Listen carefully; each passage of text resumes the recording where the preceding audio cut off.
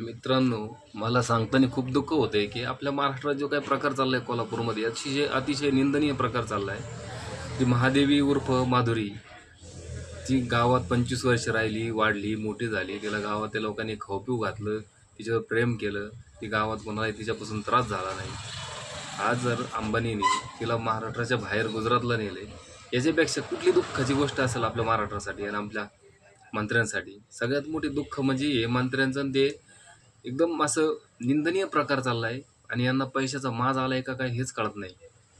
दुःख म्हणजे नेमकं काय, यांना काय झालंय आणि पैशाचा किती माज आलाय हे आता कोल्हापूरमध्ये जे चाललंय याच्यावरून दिसतंय.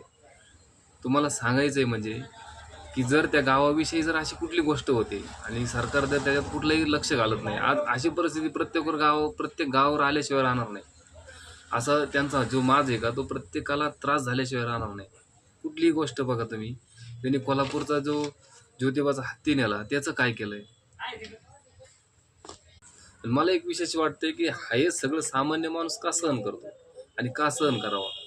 म्हणून म्हणतो की आज यांना धडा शिकवायचा असेल तर सर्वांनी ह्या कोल्हापूरच्या त्या गावाला माधुरीसाठी प्रत्येकाने सपोर्ट करा, प्रत्येकाने मागं उभा राहा आणि हा व्हिडिओ जास्तीत जास्त शेअर करा प्लीज. आणि हे प्रत्येकाच्या बाबतीत घडू शकतं, आज प्रत्येकाच्या गावात हे घडू शकतं. प्रत्येकाला याचा त्रास 100% होणार आहे मित्रांनो. जर तुम्ही आज इथं सपोर्ट केला नाही तर प्रत्येकावर ही वेळ येईल आणि कुणी कुणासाठी उभं राहणार नाही. प्रत्येकाला त्याचं सगळं स्वतःचं बघावं लागेल. आज उभा राहा, 100% उभा राहा प्लीज. करून विनंती करून सांगतो की आज माधुरीसाठी प्रत्येकजण उभा राहा.